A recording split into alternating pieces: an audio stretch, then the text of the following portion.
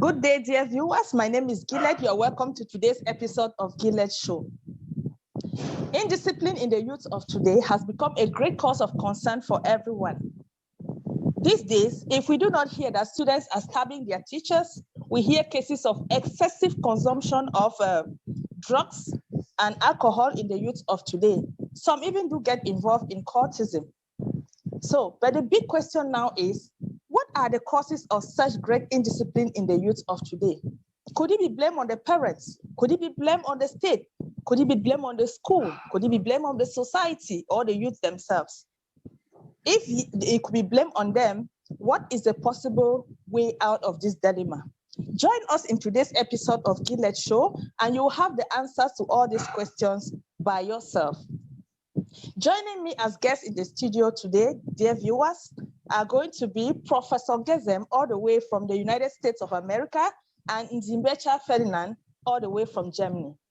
Professor Ngezem is a university instructor, and he has been a university instructor for so many years, for more than 20 years today, teaching from the University of Yaoundé to other universities in India, other universities in the United States of America. He has been teaching in universities like Shippensburg University, Moray State University, and Clayton State University, where he is currently working now as a language instructor. Professor Ngezem does not only hold a bachelor's degree, he equally holds a master's degree and a PhD in English language. Dear viewers, that's the caliber of person we'll be having today as guests. And we'll equally be having Ndi Mbecha Ferdinand, all the way from Germany, as I said earlier. Ndi Mbecha is equally a language instructor, teaching English and French languages. Back then in Cameroon, from where he moved to China, where he continued as a language instructor, to where he relocated to Germany, where he is currently now in pursuit of further studies. Ndi Mbecha is a promoter of the Nwe language. He promotes the speaking and the writing of the Nwe language. He doesn't only hold a bachelor's degree, he equally holds a master's degree and PhD from Berlin in Germany. Equally training right now as a web developer. And he equally is an editor-in-chief in the Legion's newspaper, which is a newspaper which is published weekly here in Cameroon. So those are the guests we are going to be having today in the program. Professor Ngezem, it's my utmost pleasure to have you in Gillet's show today. Thank you, Gillet. It's my pleasure as well. Ndi Mbecha, I'm very honored to have you in the program as well. It's also mine, ma'am. Dear viewers, our topic of discussion is still causes of indiscipline in the youth of today and possible solutions to this. So let me begin with Professor Ngezem. Professor, do you think that the parents are to be held responsible, or they have a role to play in the indiscipline in the youth of today? Yes, I completely agree. And it's my pleasure to join this roundtable discussion, which is very relevant, especially in the 21st century. I strongly agree that parents enable us in light of the moral decadence that our youth experience today. But before going into that, let me quickly say there are many issues that confront our youth today. Issues that almost always catapult youth to indiscipline include academic problems, peer pressure, depression and anger, bullying and violence, being raised by single parents, parental pressure and the shunning of parental responsibilities, physical image, drug and alcohol abuse, poverty and anxieties, lack of employment opportunities, materialism, maturity at a young age, random and addictive sexual activities. These are just a few. But I'm arguing that parents are either conscious or unconscious enablers of indiscipline in the youth today. You find that our parents or the parents tend to push children to attain goals, and the course of doing that overcompensates those pushing children into resistance and indiscipline.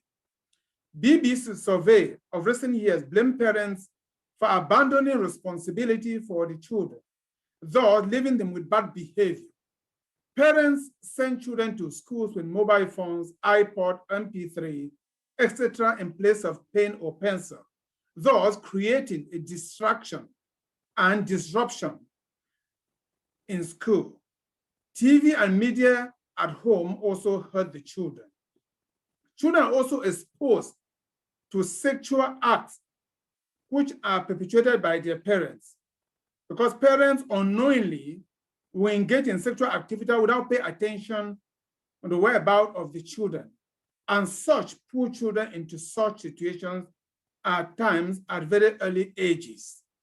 US survey, especially the US News survey, shows that 40% of high school students have had sex, and 10% with more than 4 different people. And 3% of kids just 18 years and younger are engaged in sexual activity. Just imagine that. And failing to tell the youth the good and the bad is a major thing. Lack of or weak discipline of kids breeds indiscipline in youth. And threats without consequences from childhood emboldens the youth as well.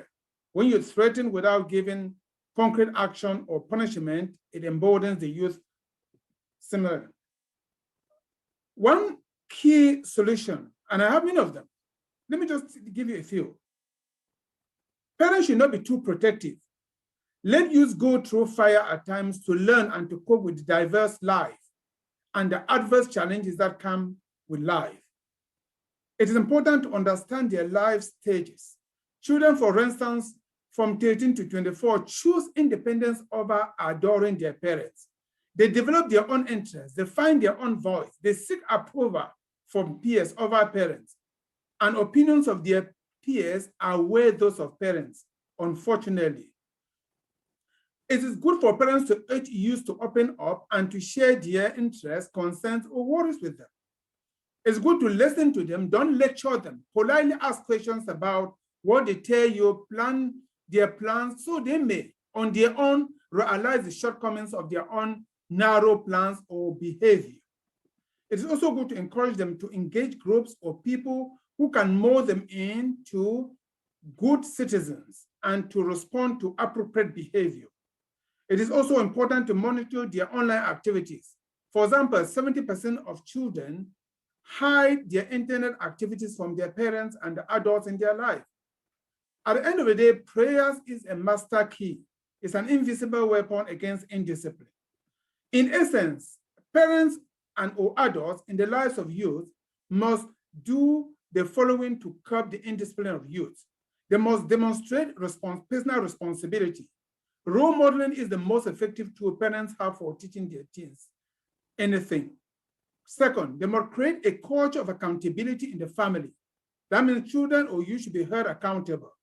They must establish boundaries. You must provide your children with clear and firm rules and expectations so that they are aware of the consequences of their own actions. It is good to be involved in their lives. Research shows that children whose parents are involved in their lives behave more responsibly and achieve goals and stay away from drugs, crime, or sex.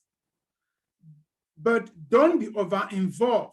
As I said earlier, there is a fine line between show youth that you support them and micromanaging their lives. It's also important to refrain from rescuing youth from their difficulty. It is so painful for us as parents to watch our children go through difficult circumstances. But at the same time, it is important that we at times not jump into fixing it. Let them crash and burn at times to learn. It's also important to allow natural consequences. No matter how painful it is, they need to experience something about life. But at the end of the day, also learn to praise them when they demonstrate responsibility.